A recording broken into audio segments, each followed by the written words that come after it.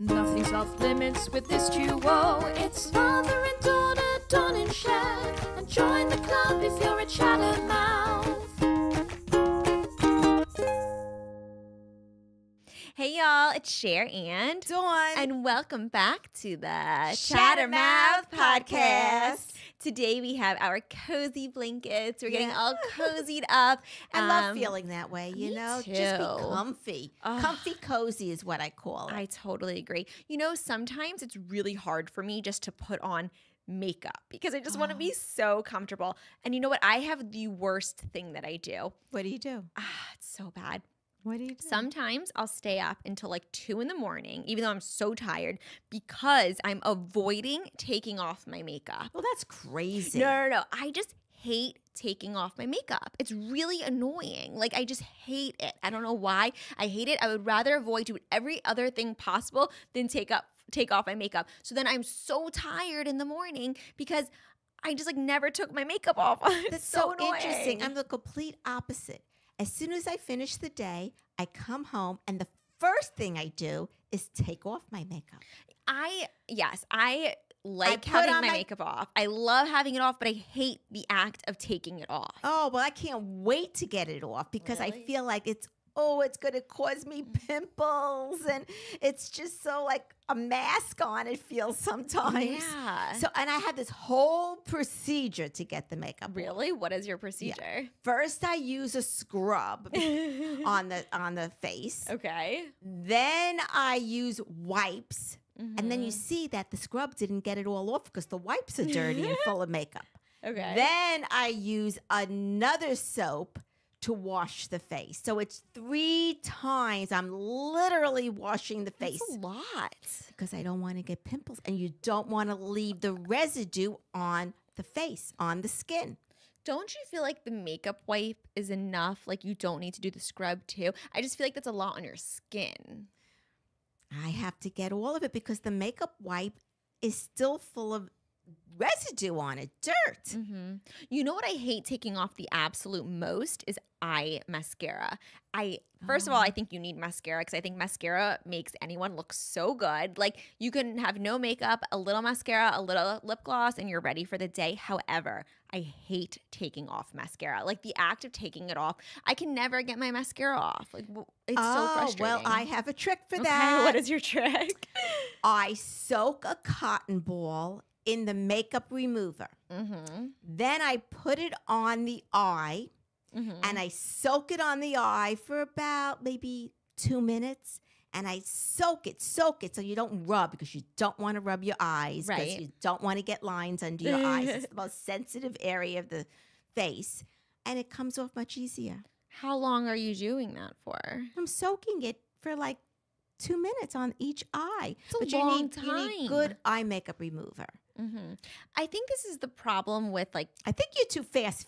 Yes, and also I get very bored. I think this is the issue with social media and like the world today. It's kind of like how like TikTok's become so big because you could just swipe to the next. Right. It's like when I'm taking off my eye makeup, I'm just bored and I can't just sit there. So I have to like watch like a reel while I'm doing it, and then it's just taking too long. Like I can't just sit there and quiet and take off my eye makeup. You're always into the next thing, but that's ridiculous. You have to concentrate and take off the eye makeup the correct way. And that's where you don't rub the eye, you don't cause irritation, you don't get your lashes to fall out, you do it slowly. But you know what I've been doing lately? What? You know, I find wearing the mascara takes forever to get on. You got to keep putting on coats and coats. It does. But you know what's more simple? Just put on a natural eyelash. No, people like, but not big ones, not big ones that look natural, and you don't have to start putting all those layers of mascara on. I wonder which is better for the eye though. Like wearing lashes or mascara. I don't know. You know what you could do, the little trick. So Belle did a pageant recently and she wanted to like have mascara. And I was like, oh, you're too young for mascara. Like she's never going to take it off. So we use a little bit of Vaseline. And you taught me this trick when I was a little girl. You put a little Vaseline. This is great for kids who want to feel like they're wearing mascara, but you don't want to hurt the eye. A little Vaseline on your finger and you just like dab it on your lashes. And it does like pick up the lashes. It gives you like a nice little lash lift. It's great for a little girl, but it doesn't really do too much for us. That's true. I can tell you. That's but true. it makes them feel like they have their eyes all done up and everything. Yeah. But for us, I think we need a little bit more. Do you agree? I totally agree. Lashes still take me a little while. Also, I end up getting itchy like in the corners throughout the day. And I mean, mascara too. Right. But with the corners, you have to cut the edge so it's not pointy. And put it on. But to me, once you get the knack of putting on the lashes, I mean, it took me a while to get the knack. I just find it easier than putting loads and loads of caked on mascara on it. Here's my question. When you take the lashes off, though, do you feel like you're losing lashes when you pull it off? Or do you not pull it off? Like, how do you take it off at night? I do take it off gently. But the idea is when you're using the lashes, don't then put mascara over the lashes because then you're pulling your lashes with it. So I don't do that. I take it off gently. And maybe the your own lashes feel like they're coming off because they're like some glue on it. But then what I do is I use the eye makeup remover. And again, I soak it on each eye so you're not, really pulling at the lashes. So you're good at taking it off the right way. This is why I'm the one who ended up with a sty recently and not you. Yeah, that was terrible. That sty was awful. And then you weren't taking care of it. It's so annoying because then you got to sit there with a warm compress on it like 4 times a day. It's the worst. I got a sty. It was so bad, y'all. Like it was in my eye. It was horrible. It was so, and it kept getting like a whitehead on it every single time. And eventually it turned into what's called a chalazion, which was like this huge like pimple cyst thing on the top of my eyelid. It's still there a little bit, like it's gone away mostly, but if you look closely, don't start looking closely at me, you guys who's watching video, but one eye like lid is a little bit different than the other right now because I'm still dealing with this and it's been months. It's like really frustrating. The only reason why you're dealing with it because you're not good in taking care. You need hot, warm compresses on the eye, in which the ophthalmologist says you need to do it like 4 times a day. Who has time for that? Not only, first of all, a warm compress that's like you wet it and you warm it. Right. It gets all over you. You can't wear makeup. You can't wear regular clothes. You get all wet doing it. It's like a whole process. And just do it for 5 minutes in the morning and then do it when you come 20 home. minutes 4 times a day. Well, so I was like, how about no minutes? Yeah. Yeah, well, some minutes is better than no minutes. And that's why, put it like that. That's why I'm the one who's still dealing with all of this, though. It's so crazy. But also, did you change your eye makeup? Because once you have the sty or once you have some infection, you're supposed to get rid of that eye makeup and start fresh. I know eye makeup is expensive and who wants to buy new, but it's more expensive when you have to go to the doctor. Yeah. For an infection. No. Oh, it's so did you change your mascara? I did change it, but like I'm still have it a little bit. So like, do I have to change it again? I don't know. I don't know. It's so frustrating. Yeah. But all the things girls have to do. Like, do you enjoy wearing makeup? I guess you like how you feel in makeup, but do you enjoy wearing makeup? I hate putting it on. I hate that part of it. Once I have it on, I feel good. And if you feel, you feel good, you look good. That sounds kind of like the gym. You don't love working out, but you love how it makes you feel. Very true. So makeup is like the gym. It is true. It is true. You have to put your mind to it and put it on. Right. It's hard. I was just talking with my girlfriend about this the other night that like right now, we do all this stuff to ourselves. Like we wear makeup. We always criticize ourselves at all ages of our life. We were talking about how right now we're in this mom phase and like our bodies aren't as amazing as they were when we were in high school. And it's funny though, because like when we were in high school, we didn't appreciate how our bodies looked then. We were picking ourselves apart like, oh, we need more abs, we need this or we need that. And then now we're in the mom phase, we're picking our bodies apart. And like, I look back at pictures and we're both like, we looked amazing then. What were we doing? Should have been like, hell yeah, I look amazing and flaunting our stuff. But we need to learn how to like be happy within our own bodies. So true. And then you get to the menopause phase. And it's so hard to keep your weight down. The metabolism changes. Everything changes, girls, and it's not fun. So I guess really, I mean, it's easier said than done, but try to appreciate each phase of your life. And I think you appreciate more. You're more happy-go-lucky than I am. I pick on everything more, but really try to, because you'll look back at your pictures of your 40s and your 30s, and I say, why was I complaining then? Like, what was my problem? Yeah. And then it's too late because those years go by, and then you have other problems, and you're getting older, and nothing gets better, let me tell you. Yeah. It really doesn't. It's so true. It's hard for girls, though. We always feel like I have to have, big boobs, a nice butt. I have to do all these squats. I have to, wear lashes, get my nails done. I have to wear makeup. I got to look good. And then your husband or your boyfriend tells you, they're like, you don't need to wear makeup. You look beautiful without makeup. But then you see them liking all these girls' Instagram photos who are like supermodels, who have, or like, all the Jenners and the Kardashians, and like liking all of that. And they have tons of makeup on, and they look, beautiful, but they all have makeup. And guys don't realize they like that, but that has all the makeup on, But like, well, the trick is there's a secret. What? The secret is you're wearing the makeup, but they're not supposed to know you're wearing all this makeup. Natural makeup? Yes. Makeup that looks like you're not wearing makeup, even though it could be tons of makeup on, for shadowing, for making the skin your cheeks look more plump, or the cheekbones look higher, and you're wearing these different layers, and you're angling it a certain way, and the same thing with your nose. But they don't know that. It has to be done in a subtle way that they have no idea about that. Yes, except when you're married, they know or when you're living with your partner, they know because why are you in the bathroom getting ready for 30 minutes or for an hour? Like the days I look the best, it'll be like an hour getting dressed, and like, why did you take an hour? And then they hate the fact that you took an hour to get ready, but like how you look. So it's very difficult. You gotta find that hour when they're doing something, or they're preoccupied, or you're saying you're taking a long shower, and lock the door and then get your makeup on. Yeah, or funny. Get up a little earlier than them and have your makeup on, and they don't realize that you spent extra time to get made up. Yes. That's really funny you say that, because when I first started dating Jared, we took a cruise together. It was only after like 3 months of being together, we took a cruise.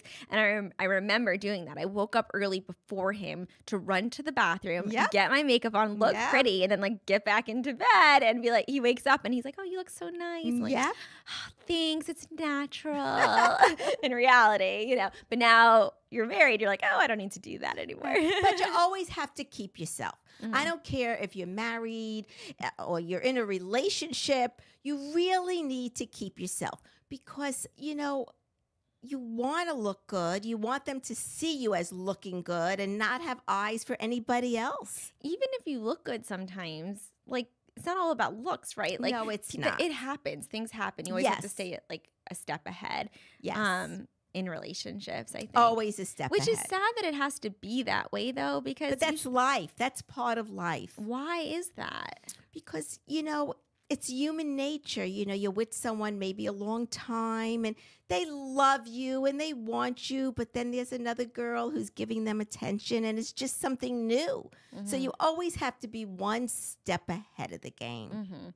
It's so interesting. And it's not you. It's totally not you. You're not doing anything wrong. If their eyes start to wander, or if they're paying a little attention, maybe it's nothing with nothing, but it's nothing to do with you. And that's what you have to understand. Right. So you just have to spice things. What do you do in those situations? What do people do?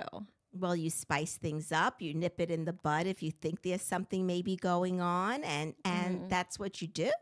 Right. Sorry to pause the podcast, but if you're loving our podcast, then you'll love our book, and we have to tell you a little about it.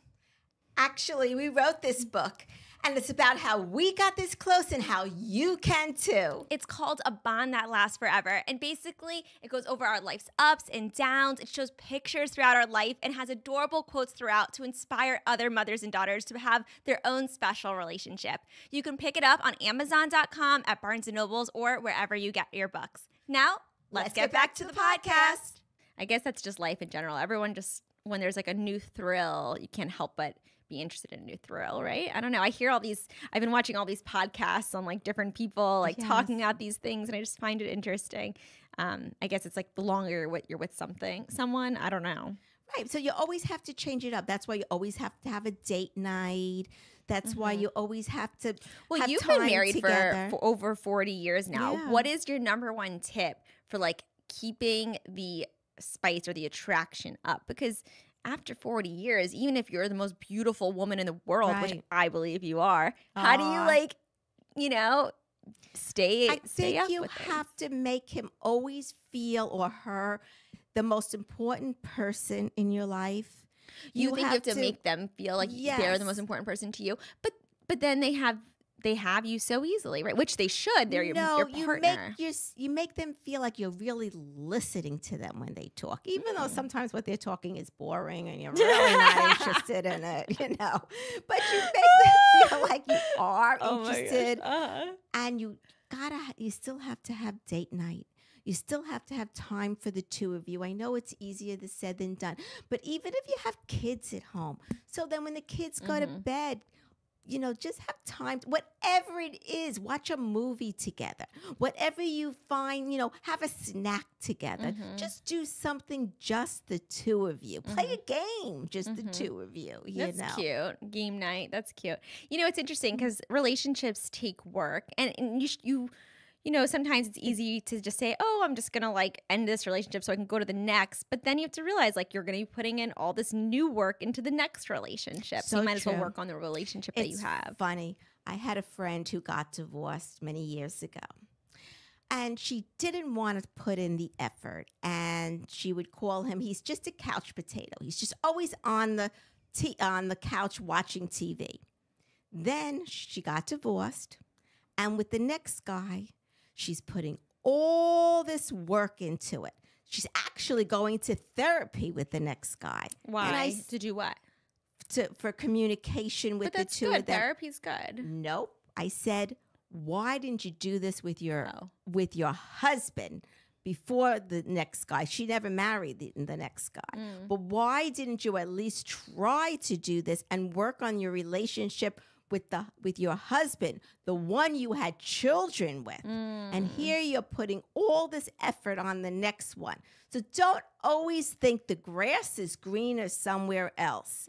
If you feel you maybe have a good guy, then work on the relationship. Like you said, Cher, every relationship takes work. You just got to put the work in. It's true. It's true. And sometimes we feel like it should just come easy, but that's just like everyone has like these different paths in life and different ways we go. I saw an interesting like TikTok the other day where someone was asking somebody a question. I wanted to get your take on this. What's that? You know how like you go out to a first date, right? You're going on a first date and the guy asks you to split the bill. And he asks you out again. He likes you and all. What are your thoughts on that? Because I always say as a girl, when you're going on a first date with a guy, you always should like offer to pay. But like at the same time, if he says, hey, do you want to split it? What are your thoughts? Like, what would you be okay with that or not? Honestly, I'm old fashioned. I didn't grow up that way. I grew up where the guy paid the bill. But you always told me, it's funny, but you always told me to offer. You always told me to. Why? That's not even you. You sure I told you that? Always told me to do. You don't think you did? No. Yes. Oh my gosh. I even would teach all my friends the trick. Oh, the check comes and then you you pretend to go to your purse. Like, oh, do you want to? And you don't ever say the words. You just wait for them to be like, oh no, I got it. But you just like kind of pretend like, oh, did you want to like, Right. oh, okay. Like, thanks. I think that shows a lot on a character of a guy. If they he take the says. bill or if they say, let's split it. For the first date, but not for, what about after like the third date? Well, sometimes you could pick up the bill too. I mean, that's okay. You Down would the always tell me road. to. You know, you used to tell me to do that to show that Yeah. you're not like, that's not all you care about. Right, exactly. You don't want to show that you're just into a meal. You want to get a free meal out of him. You know, I don't believe that. You want to show that, you know, you're independent. Money is fine. I can pay for myself too. I'm not into it for the free meal. But the same token, it's, you know, you have to read between the lines. Is he interested in you? And say, I'm going to pick up the bill this time. You know, it shows a character of a person also. So you had a great date with this guy. He says to you, oh, the bill comes. Oh, you want to split it? And What do you say? You would say, okay. if say, you well- said that, you can't say, no, I'm not going to split. Okay. And then he calls you the next day and had such a great time. You want to go out again. What do you do? Would you do it? Let's put it like this. I would maybe split the bill again if I really liked him, but I'm not going to give anything else up. You gotta work harder then for the rest. Exactly. That's funny. That's a good one. I really like that. Exactly. I saw another. I've been watching all these like interviews, and I find it so fascinating what some people say. Yes. I saw this other one where this person interviewed somebody, and they said, "You're so cute," like smiling at. And he said, do you think a guy should pay for, you know, your hair and your nails? And the girl was like, absolutely. If I'm dating you, I expect you to pay for my hair and my nails every week or every 2 weeks. And he's like, well, that gets expensive. It's like $100 every 2 weeks. And she said, well, if I'm going to, you know, if you want me to look good for you, then you need to pay for it. I don't like that. Unless you're married and he could pay for it or you pay for it. But that looks like a gold digger to my eyes. I don't like it. I wouldn't want my son to go with someone that says pay for me because we're going out. You know, I think that's a gold digger. It's showing the person's personality. It's only going to get worse if they got married. That's interesting. I like hearing your opinions on this because I was taken back by that. I was like, oh, I never thought of it that way. You want me to look good for you, so you should pay for it. But at the same time, you were doing it before he came along. First of all, you should be looking good for yourself. Exactly. Not for anybody else but yourself. You're actually doing it for yourself. That's a girl that's manipulating the situation. That's true. Yeah. And I don't like it. She's out the door in my eyes. That's funny. That is very interesting. Yeah, it's true. Yeah. What do you think? Like, if you're just going out for the day and you're like, I'm just going to go out for the, like, what do you do to make yourself feel good? Do you put on a full face? You don't really put on a full face of makeup, but what do you do to make yourself just like, I'm going to feel good today? Well, what do you do? My trick is, you know, I don't always want to put a full face, you know, makeup, skin makeup, foundation on my face.